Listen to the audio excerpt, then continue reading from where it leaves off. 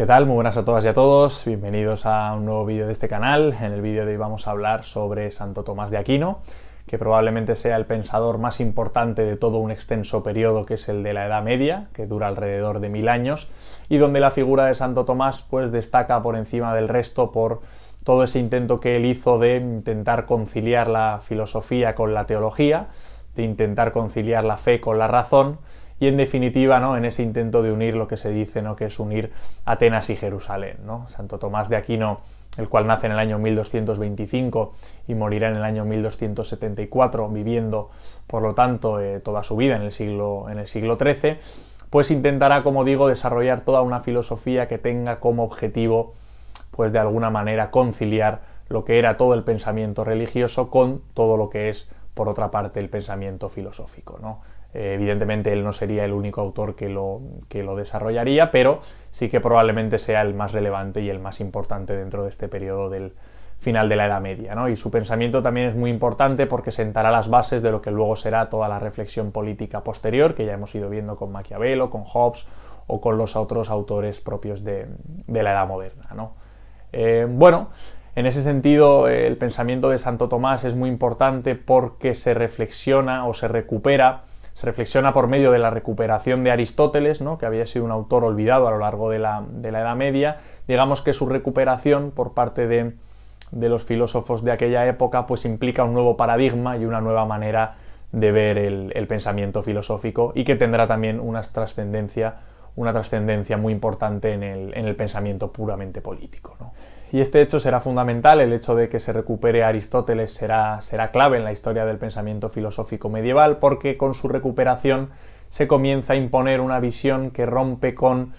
la visión, digamos, propia de autores como San Agustín, a comienzos de la Edad Media, ¿no?, que venía a plantear que el ser humano solo puede encontrar la redención por medio de la vida espiritual, por lo tanto la vida en el mundo, la vida terrenal, no tenía prácticamente valor, donde era una vida dominada por los deseos impulsivos del ser humano de satisfacer sus propias necesidades, donde no existía la justicia, donde no existía la moral, y donde solo por medio, como digo, de la vida espiritual se alcanzaba la redención. La recuperación de Aristóteles por medio de Santo Tomás vendrá a plantear el hecho de que, bueno,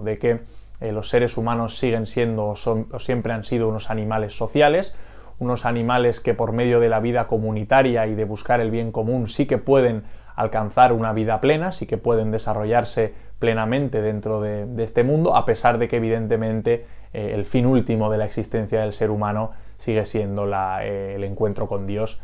una vez llegada la muerte, ¿no? Pero de alguna manera se le da cierto sentido y cierto valor, ¿no?, al hecho de vivir en este mundo, y además el desarrollo de esta teoría y de reconciliar la fe con la razón es fundamental también para resolver los numerosos conflictos políticos que se estaban desarrollando a finales de la Edad Media, ¿no? Por una parte, por medio de esa lucha por el poder político que estaban desarrollando por una parte la Iglesia y por otra parte, digamos, los depositarios del poder político propiamente dicho, como eran los pequeños reinos, como eran los nobles, como eran toda esta institución que era el Sacro Imperio Romano Germánico. En definitiva, toda una lucha constante por ver quién ejercía verdaderamente el control político dentro de las sociedades medievales, ¿no?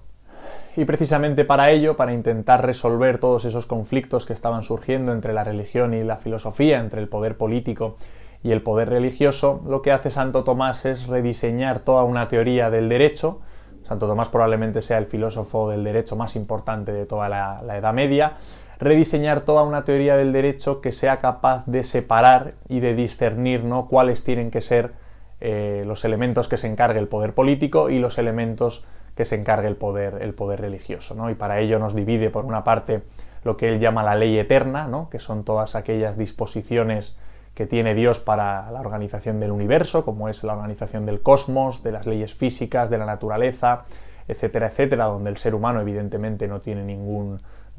protagonismo. También nos habla de la ley divina, que son todo aquello que tiene que ver con la espiritualidad y con los preceptos y con la revelación y con todo lo que tiene que ver con el dogma, digamos, religioso, que es puramente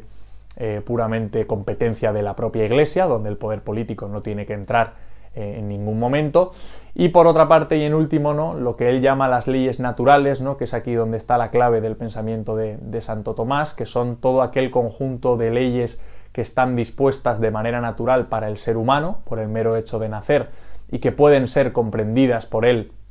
de una manera sencilla, que son todo lo que tiene que ver con las respuestas de qué es el bien, qué es el mal y cómo debe organizarse el ser humano en la vida terrenal. Y aquí, de alguna manera, podemos entender que se refiere a algo parecido a los 10 mandamientos, ¿no? Es decir, una serie de consignas, una serie de mandatos que no están estipulados por un poder político, sino que son, de alguna manera, pues cuestiones naturales que cualquier ser humano puede comprender de manera sencilla para desarrollar de alguna manera una vida buena y una vida que esté basada en el bien, ¿no?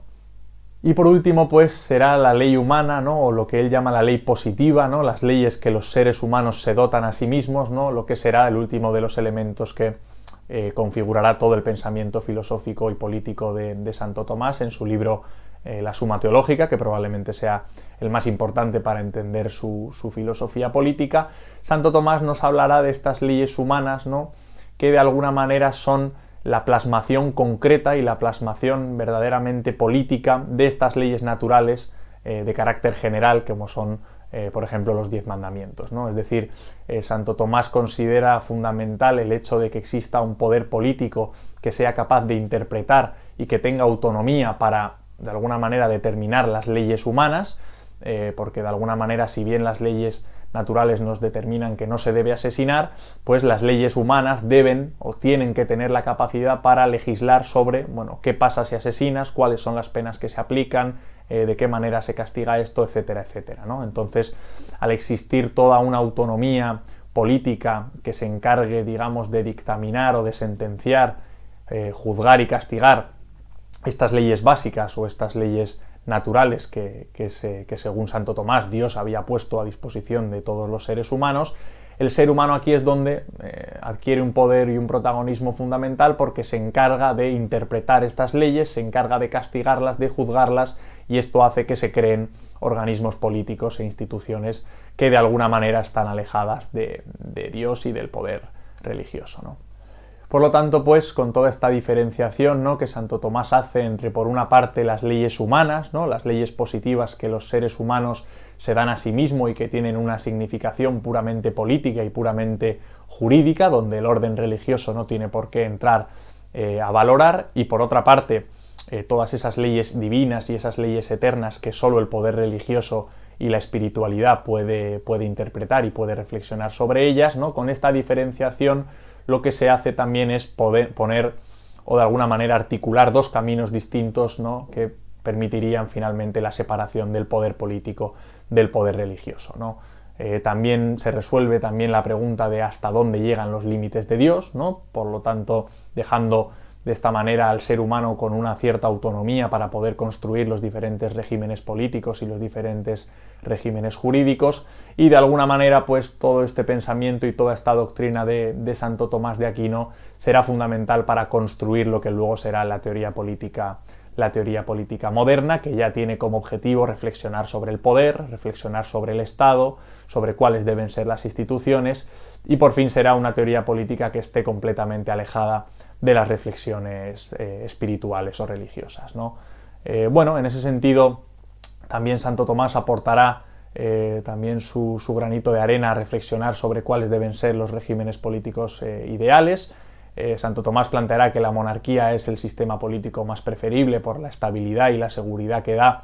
en este caso a los reinos medievales, pero no profundizará tanto como Maquiavelo, Hobbes o los diferentes autores que ya consiguieron independizarse, digamos, de esta reflexión acerca de la religión, ¿no? Por lo tanto, pues bueno, estos son un poco los elementos fundamentales del pensamiento de Santo Tomás de Aquino. Es una teoría política que es compleja porque tiene todo este carácter religioso, todo este carácter, digamos, de reflexionar cómo conciliamos las leyes eternas, las leyes naturales de Dios con las leyes humanas, ¿no? Pero de alguna manera su pensamiento ha sido fundamental para desarrollar toda una filosofía política, toda una filosofía del derecho, que es la que llega hasta nuestros días, ¿no? Así que nada, si os ha gustado el vídeo, pues dadle me gusta, pasádselo a vuestros amigos, suscribíos al canal de YouTube y nada, y nos vemos en los próximos vídeos. Un saludo.